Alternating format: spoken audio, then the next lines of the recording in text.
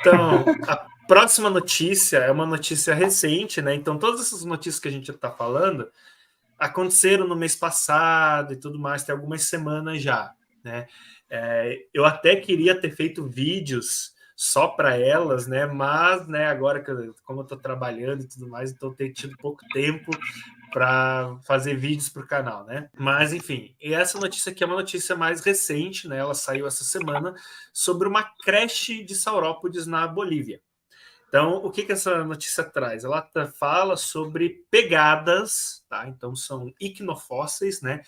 Lembrar lá rapidinho, a gente divide os fósseis em dois tipos de fósseis. Nós temos os restos, que a gente chama de somatofósseis. Então, os restos são osso, né? São dente, são pele fossilizada, tá? Então, tudo que fez parte do corpo de um animal ou de um organismo, né? Não só animais, né? Plantas também tem. A gente chama de somatofósseis, tá? Que são os restos de um organismo vivo, que fazia parte do corpo dele. Mas nós também temos os icnofósseis. Tá? O que são os icnofósseis? Os icnofósseis são os vestígios. Então, se os somatofósseis são os restos do corpo humano, dos restos do corpo de um animal, os vestígios são o que ele deixa para trás. Podem ser o quê? Pegadas, casca de ovo, fezes fossilizadas, né, os famosos coprólitos. Então, são os vestígios que houve uma atividade biológica ali. Nesse caso, o que essa nova pesquisa boliviana traz é a descoberta de uma grande rocha com centenas de pegadas de dinossauros ali na Bolívia. Então, esse é um material, né? Aqui a gente tem uma foto do pessoal trabalhando. Então, como que foi descoberto, se não me engano, ali perto de um rio chamado de Santa Ana, na Bolívia, né, da formação Castellón, tá? E foi descoberta esse material depois de um deslizamento. Ele foi descoberto em 2019, tá? Então, um pedaço de rocha, né, que fica perto aí desse rio, nas margens desse rio, fica num barranco, né? Então, houve uma tempestade em 2019. Esse barranco, parte desse barranco cedeu, expondo então essas rochas que continham essas pegadas, né? Então são 350 pegadas originalmente que estavam presentes, né? 350 traços, a maioria delas de dinossauros saurópodes, tá? No caso, são 350 pegadas de pelo menos 2 saurópodes adultos, então ali você tem uma foto da rocha onde essas pegadas estão presentes, né? E ali um desenho mostrando cada pegada e cada cor representa ali um indivíduo, uma espécie e tal, né? Então a gente tinha pelo menos 2 saurópodes adultos caminhando ali, a gente tinha dezenas de saurópodes jovens, juvenis, né? Filhotes, e nós tínhamos 2 ornitópodes, algum tipo de iguanodonte, e até tinha pegadas de um pequeno terópode ali inclusas. E o que essas pegadas nos dizem, tá? Então, primeiro sobre o tamanho dos saurópodes, né? Os adultos, eles deveriam medir aí por volta de 20 metros de comprimento, então eram os saurópodes do grupo dos titanossauros, né, que é o mais comum que a gente tem aqui na América do Sul, né? Então eles eram desse grupo dos titanossauros, deviam medir por volta de 20 metros de comprimento e por volta de 4 metros de altura ali na altura da cintura. Sim, a gente tem como saber o tamanho de um animal e a velocidade dele, tudo graças às pegadas, né? Se a gente tem uma trilha de pegadas, a gente consegue estimar tamanho, velocidade só a partir aí dessas pegadas. E eles também fizeram a análise da velocidade, e eles realmente ali encontraram uma velocidade de 5 km por hora. Uma coisa interessante sobre esse sítio, tá? Primeira coisa, a gente falou que ele foi descoberto a partir de uma tempestade. E ele quase foi destruído também a partir de uma tempestade. Então, esse sítio ele foi descoberto em 2019, depois de um deslizamento, e em 2020, 2021, teve outra tempestade que causou outro deslizamento, só que esse deslizamento destruiu parte das pegadas. Se eu não me engano, eles falam que pelo menos 30 dos icnofósseis, né? 30 dessas pegadas foram destruídas, né? Inclusive, eles estão numa campanha para fazer com que, né, esse patrimônio fossilífero seja percebido, seja protegido, etc. Né? Então, o que essas pegadas nos dizem, tá? Então, essas pegadas mostram pelo menos 2 saurópodes adultos com vários filhotes, tá? Cuidado parental em saurópodes é algo muito discutido, né? A gente poderia trazer a Camila Bandeira, que é especialista em saurópodes, só para discutir isso, né? Mas o cuidado parental em saurópodes é algo que é muito debatido. Por quê? A gente nunca encontra fósseis de adultos com filhotes, fósseis tipo esqueletos, né? Então, isso aí diz muito, né? Se a gente não encontra, pode ser uma indicação de que talvez eles não convivessem juntos. Mas a gente tem trilhas de pegadas de saurópodes de 2 tipos, principalmente, né? Nós temos várias, né? E a gente tem pelo menos 2 tipos de pegadas de saurópodes, 2 tipos de trilhas. Nós temos trilhas que são formadas só por animais jovens, né? Então, são trilhas formadas por vários animais jovens vivendo juntos, que indica o quê? Que esses animais jovens, eles não estavam acompanhados de adultos, tá? Então, para quem assistiu aquele documentário Dinoplanet, que era um documentário que passava na Discovery Channel, tem um episódio lá que ele fala sobre o nascimento dos saltassauros, né? Então, eles mostram Alcamauevo, né, que é um sítio fossilífero lá, que é um ninhal, né? Então tem ninhos tem dezenas de ninhos, centenas de ovos, restos de filhotes, etc, né? Era um ninhal de saltassaurídeos, né, de saurópodes, saltassauros. E nesse documentário tem a cena que os filhotes eles nascem dos ovos, e imediatamente que eles nascem, eles têm que fugir, né, se esconder na floresta para buscar abrigo, porque não tem ninguém cuidando deles. Eles não têm um adulto para proteger eles. Então eles têm que buscar, eles têm que conviver sozinhos. A gente viu isso em Prehistoric Planet também, com os isissauros.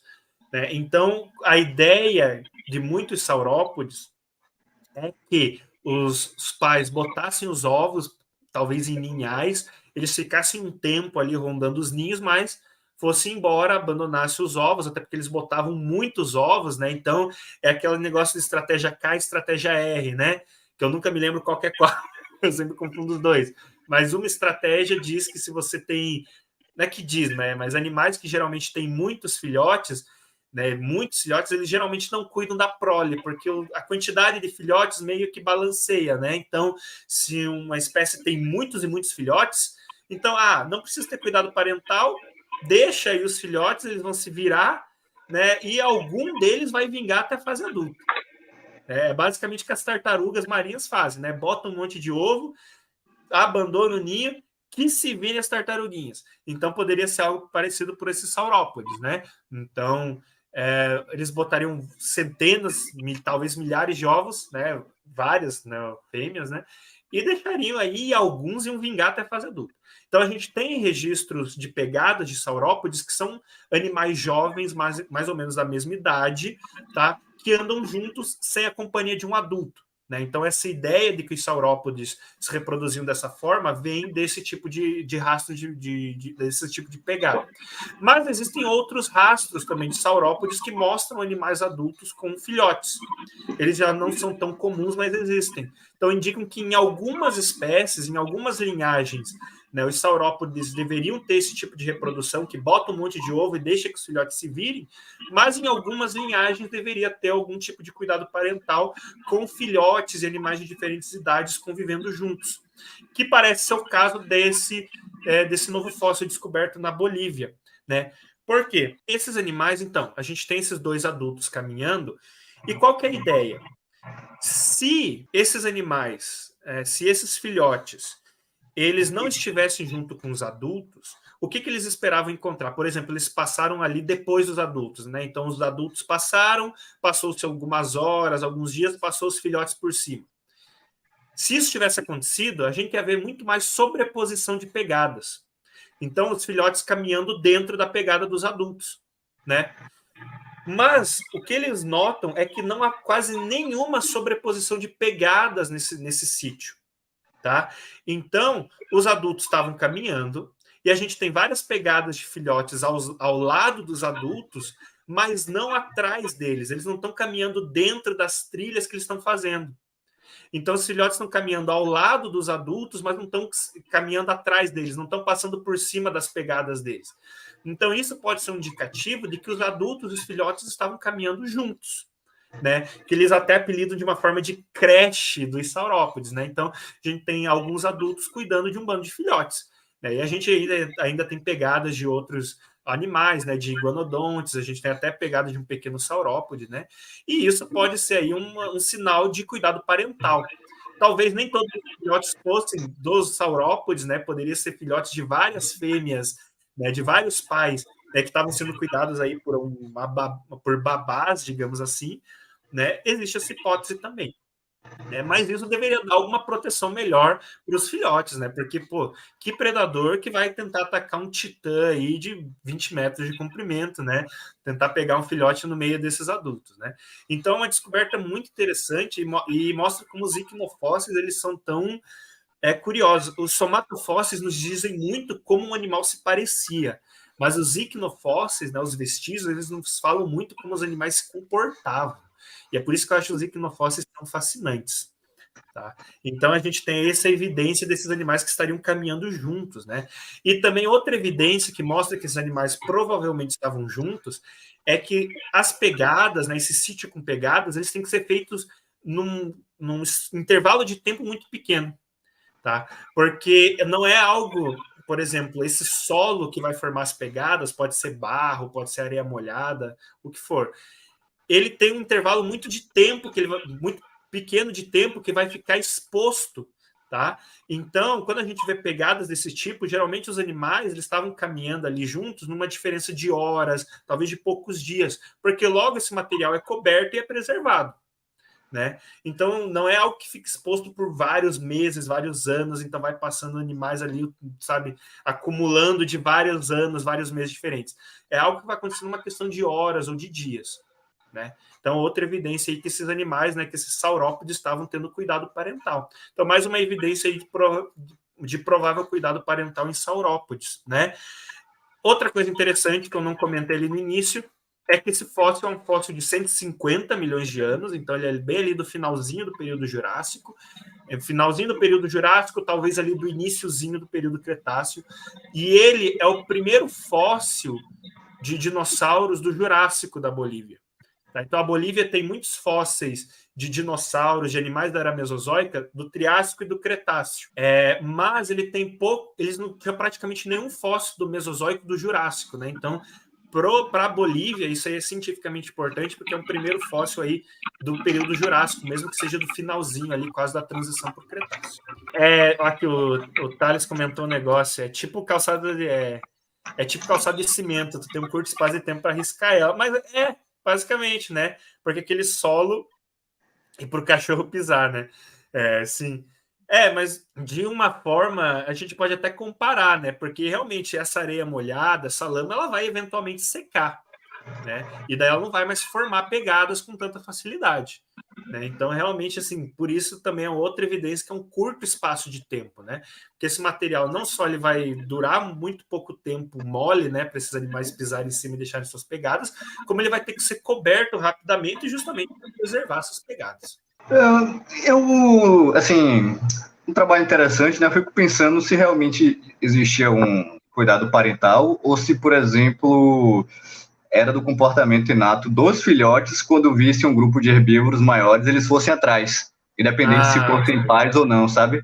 A gente Viu vê adulto, cola nos adultos. Exato. A gente vê muitas vezes nos próprios documentários que tentam recriar o ambiente mesozoico, né? Espécies herbívoras menores junto de espécies herbívoras maiores, né?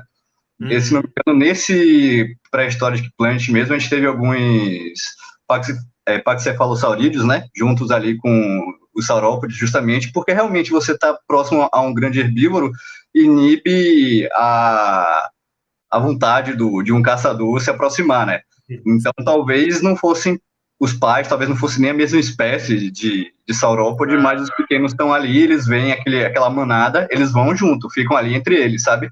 Uma estratégia mais individualista, não necessariamente com uma relação parental entre as espécies envolvidas. Aí eu estava pensando nisso.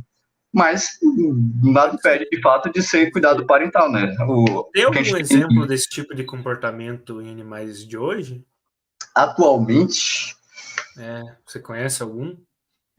eu conheço com outras espécies, né? Espécies pequenas ficando próximas de espécies maiores. Aham. Agora, por exemplo, a própria questão do cardume de peixes não são um bando no sentido deles cuidarem de uns aos outros. Eles se juntam justamente pela chance estatística de serem predados. Quanto maior o bando, menor a chance de você ser o escolhido da vez. Sim. Então, às vezes, alguns animais se agrupam com essa, digamos, essa estratégia, entre aspas, em mente, né? Mais uma evidência de um comportamento gregário, né, do que necessariamente um comportamento de grupo, né? Isso é algo interessante da gente falar, porque não necessariamente os animais que vivem em bandos, como o próprio Davi citou o caso dos peixes, não necessariamente os animais que vivem em grupos, eles têm um comportamento social complexo, tá? Eles podem só viver agregados por uma questão de conveniência, né? Uma questão de proteção e tudo mais, mas eles não têm um comportamento social complexo, um comportamento de cuidado parental complexo, né? Não necessariamente você viver juntinho num grupo quer dizer que você tem esse comportamento. Eu não sei se o saurópodes teriam, como eu falei, né? As evidências de cuidado parental, de grupo em saurópodes são bem escassos, né? A gente geralmente vê eles como animais bastante solitários no registro fóssil, né? Então pode ter sido realmente isso que você falou, né? Ao invés de serem os filhotes ou com os pais ou babás cuidando dos filhotes, pode ter sido realmente só os filhotes viram, ó, tem uns adultos ali, vamos ficar com eles, porque, né, senão a gente vai morrer. Não sei nem se eles tinham toda essa capacidade cerebral para ter um comportamento social complexo, né? Provavelmente, acho que em relação a isso não teria nenhuma barreira, não. Mas como o MGP ele comentou também, as espécies de dinossauro, a maioria que conhecemos tem cuidado parental. Dos vivos, praticamente todos têm, né? Que são as aves. Sim. E dos arcossauros vivos, que também tem os crocodilos, eles também têm um certo cuidado parental, principalmente por parte das fêmeas, né? As fêmeas, elas atendem ao chamado dos filhotes quando eles nascem do ovo, elas quebram a casca, mantêm eles na boca durante o trajeto do ninho pro rio, e eles ficam nas costas delas por alguns dias, algumas semanas, até terem tamanho suficiente para sair e caçar longe da proteção delas, né? Sim. Então, a separação entre crocodilos e dinossauros ela é bem anterior e são dois grupos dentro de Jacossauro com cuidado parental. Nada impede de os dinossauros terem tido cuidado parental de uma forma disseminada dentro do grupo, né? Mas o meu apontamento foi que não necessariamente o fato de a gente encontrar as pegadas juntas significava que era uma família. Podiam ser apenas animais procurando um abrigo junto de animais maiores, né? Talvez até outra espécie de saurópode, por exemplo. Os filhotes de um saurópode procurando abrigo na presença de um saurópode de outra espécie adulto, sabe? Possível, né? Como você citou, né? Tem espécies diferentes que ficam umas com as outras, né? Sim.